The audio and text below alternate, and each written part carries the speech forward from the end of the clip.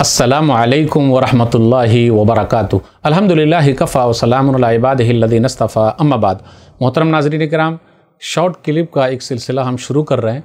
आज हमारा टॉपिक है 3 बेटियां जहन्नम के लिए आड़ हैं। एक हदीस के अंदर नबी सल्लल्लाहु अलैहि वसल्लम ने इरशाद फरमाया, सुनन इब्न माजा किताबुल अदब हदीस नंबर 3669, उक़बा बिन आमिर रज़ियल्लाहु तआला अन्हु कहते हैं कि मैंने रसूलुल्लाह सल्लल्लाहु अलैहि वसल्लम को फरमाते हुए सुना, मन कान लहु सलासु बनातिन फ़सबर अलैहिन्ना व अतअमहुन्ना व सक़ाहुन्ना व कसाहुन्ना मिन जिदतिही कुन्न लहु हिजाबन मिनन नारि यौमल क़ियामा।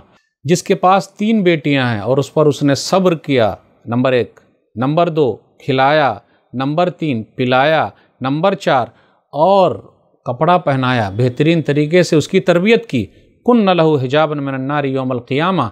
ये बेटियां, तीनों बेटियां कल क़यामत के दिन जहन्नम के लिए आड़ है।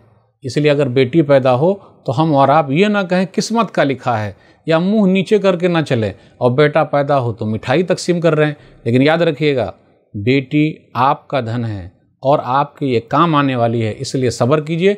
अल्लाह हम सबको अपनी बेटियों की, बेटों की सही तरबियत करने की तौफीक दे। आमीन। वस्सलामु अलैकुम वरहमतुल्लाहि वबरकातुहू।